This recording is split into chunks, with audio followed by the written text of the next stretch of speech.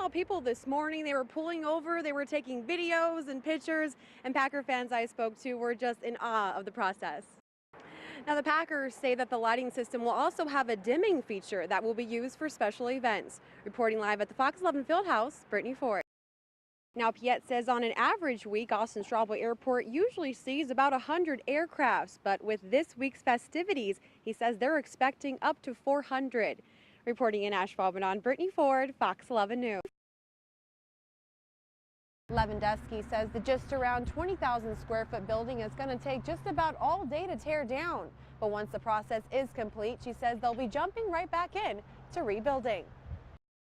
Brosman says some of the common characteristics associated with disabilities like autism are actually skill sets needed for IT careers. Officials at the Winnebago Parks Department say they've been able to clear out majority of the graffiti, but they say the task has been difficult since it is a historical building.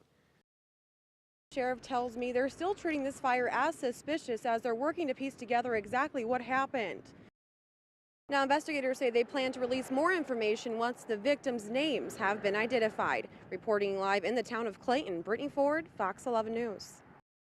Michelle, that's right. Village officials tell me there is a reason why this sign is here stressing swim at your own risk. And they're asking families here enjoying the quarry to remember that. And for those inexperienced swimmers, the village has designated this shallow area, which will be buoyed off and opening by the end of this week. Village officials tell me as of right now, they have no plans on shutting the quarry down. Reporting live in Howard, Brittany Ford, Fox 11 News. Klein says there are some tips the public can keep in mind when it comes to keeping your credit card information safe, and one of those is to always hide your PIN number. Bailey says using the iPad technology allows them to engage more with the crowd. Take a look at this tree, completely taken out by the gusty winds and pretty much collapsed all over this restroom in the park. If you look a little bit over, we'll take you to where there's fire crews mandating where there's been some broken power lines, directing traffic as well. Traffic, of course, flow throughout this area. Now, Given says it took firefighters just a few minutes to get everybody out safely, but he says it took at least an hour to fully contain the blaze. The goal of the training is to provide officers with the tools needed to keep bicyclists and pedestrians safe, including several Boys and Girls Clubs and the Croc Center for Families. Reporting live in downtown Green Bay, it's so loud. Happy New Year. Brittany Ford, reporting live, Fox 11 News. It's safe to say law enforcement runs in the Netzger family. He said he wanted to be a police officer. I told him to be a firefighter. Said he didn't want to listen to me. So 25 years ago, Mike Netzger began his career as a police officer. And just 7 months ago, his son Noah, an officer for the Berlin Police Department, began his. And Noah was able to pin a special badge on his father's chest. He pinned my badge on me, so it was a pretty fun feeling to do it to him, too. Netzger was one of 4 Green Bay police officers officially sworn in as a sergeant Monday. It's been more than 2 decades. I believe it was 95 or 96 that they eliminated the sergeant position back in the day. Chief Andrew Smith says the new position will put more officers in the field and with supervisory authority. Promotions, basically anything, went to the senior person who applied.